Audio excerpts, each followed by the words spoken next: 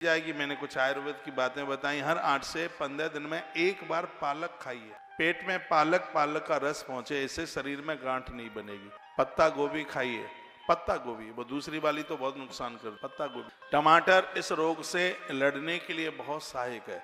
मुलेठी का रस इस रोग से लड़ने के लिए बहुत ही ज्यादा सहायक है। हल्दी वाला दूध इस रोग से लड़ने में बहुत ज्यादा सहायक है। भोजन के बाद में एक आध लौंग, इलायची, अजवाइन और जीरे का पाउडर टाइप का रख लीजिए। थोड़ा काला नमक डाल लीजिएगा।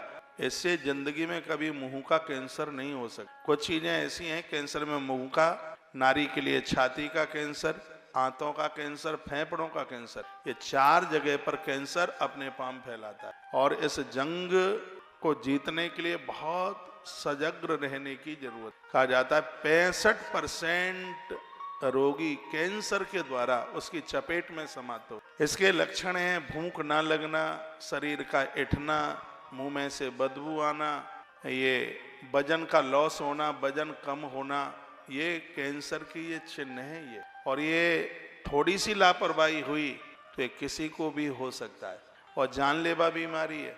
इससे बच पाना फिर बहुत ज्यादा मुश्किल है। इसलिए मैं तो बहुत आग्रह पूर्वक कहता हूँ। अब मैं ये सब जानकारी इसलिए रखे हूँ क्योंकि तुलसी तपोवन गौशाला एक बहुत बड़े कैंसर हॉस्पिटल का निर्माण करने के लिए जा रही है, तो इसलिए ये आंकड़े मैं रखे हूँ। और इन्हीं आंकड़ों को पढ़ करके मेरे मन में बात आई। मैं कभी किसी कैंसर मरीज को देखने के लिए गया। मुरैना डिस्ट्रिक्ट की बात है, अंबा एक जगह है, तो वो आश्रम के बहुत खास थे, उन्हें कैंसर हो गया। मुझे सूचना मिली, मैं उन्हें देखने को गया। वो लिपट गए मुझसे रोते हुए, कहने लगे कि महाराज जी बस हमारा जीवन इतना सा ही था, अब दोबारा हमारी और आपसे मुलाकात नहीं हो पाएगी, और हुई ही नहीं। वो कहते हैं कि परमात्मा तुम्हें इतना सक्षम बनाए, तुम गौ माता के भक्त हो, हनुमान जी के भक्त हो, और मेरे मुख पर बैठ कर के हनुमान ही बोल रहे हैं यदि हो सके तो लोगों के लिए तुम कैंसर हॉस्पिटल की स्थापना जरूर करना। ये उनके शब्द थे। कहते हैं इस बीमारी में सब कुछ बिक जाता है, फिर भी मरीज को बचाना बड़ा मुश्किल होता है। जगबीर सिंह ठेकेदार, वो तोमर थे, क्षत्रिय वंश में, बहुत अद्भुत आदमी, उनकी कैंसर में मृत्यु हो गई। यह बीमारी बड़ी खतरनाक है, इसमें बहुत सावधान रहने की आवश्यकता है। सुबह भोर में जल्दी जागिए, थोड़ा घूमिए, एक्सरसाइज कीजिए, और इन बच्चों को, युवाओं को बचाइए। ये धूम्रपान न करें, शराब न पिए, उल्टा पुल्टा ना खाएं, बिल्कुल गुटखा तम्बाकू ना खाएं।